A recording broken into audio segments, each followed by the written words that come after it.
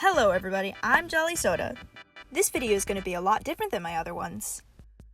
If you've seen my other stop motion videos, you'll notice that my dolls are quite unique looking. That's because they're customized dolls, each made lovingly by hand. In this video, I'm going to show you the process of how I make them, beginning to end. Today, I'm going to be working on this Gen 1 Monster High Spectra doll. I'm going to try to turn Spectra here into a sister for a pre-existing character. This is Morbid, and her dog Morg. Today they're getting a new member of the family.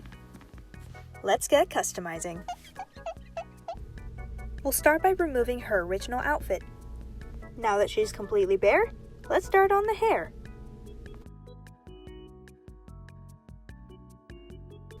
Am I the only one who thinks she's kind of pulling this off? Let's quickly discard of the old hair. Now for the fun part. By fun, I mean incredibly tedious. Forgive me for the inconsistent lighting. We need to take off Spectra's head, so I have a cup of hot water here to heat up the vinyl so I can tug it off. Time for a swim! I'm making sure to keep the head submerged so the vinyl can get nice and squishy. It's been about 2 minutes. I'm gonna start tugging. If you plan on recreating this, please ease into it. You don't want to tug too hard, because that could risk breaking the neck peg, which is the piece of plastic that keeps the head on properly. If you break that, you won't be able to put it on the same. If you're having trouble tugging off the head, you can put it back in the warm waters so you can heat up the head again.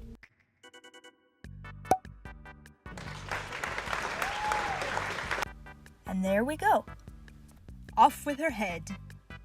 To get rid of the stubble that's still on the doll's head, I'm going to use a flathead screwdriver to loosen up the hair, and a pair of tweezers to grab the hair from the neck hole. I put the screwdriver in the neck hole and rub it back and forth to loosen the follicles. Sometimes the glue that's keeping the hair in the head can be a little bit stubborn, so you need some extra force to get it out of there. All finished. Completely bald now. Oh my gosh! She's bald! She's bald and she's torturing people who have hair! Now we pick up our handy dandy pair of tweezers and yank out the hair from the neck hole. Ugh, gross. And we just keep on yanking that hair out until the head's completely clear of it. Oh my gosh. That is the biggest clump of hair I've ever seen. Ugh, gross. I finished the rest off camera. Okay, we've tackled the hair.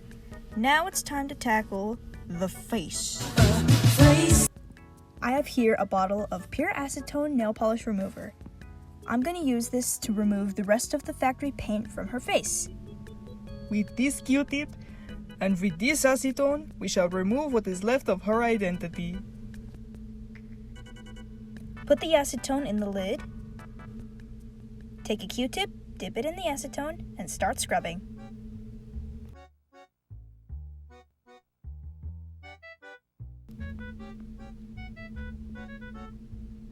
I'm gonna paint over it, so I'm not gonna bother erasing the purple. Since her hair is gonna be black, I'm gonna paint a light base of black paint on the scalp.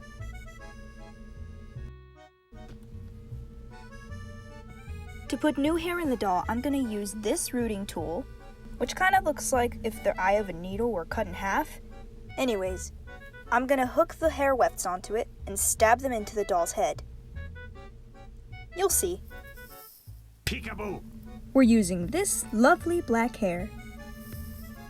Get a small weft of hair, root it around the tool, and stab it into the vinyl head. And do it over and over and over again. I usually put on a YouTube video while I'm doing this. It's quite repetitive, yet relaxing.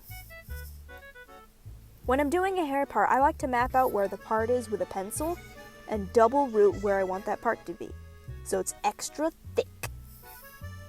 I've finally finished the rooting job and tied her hair up in braids. Does she look a little familiar to you? That aside, we're going to work on her face up now.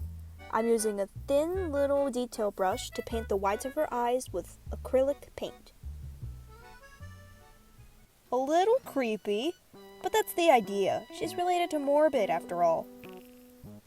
Look at these cute earrings I got her.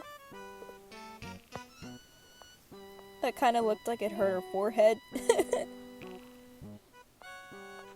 I'm using chocolate brown for the eyes.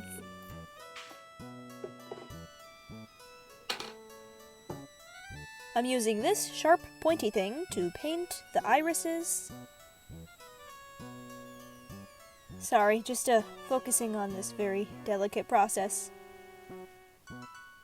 Beautiful, but still a little plain. Let's add more detail. Using the same sharp pointy thing to paint in the pupil of her eye.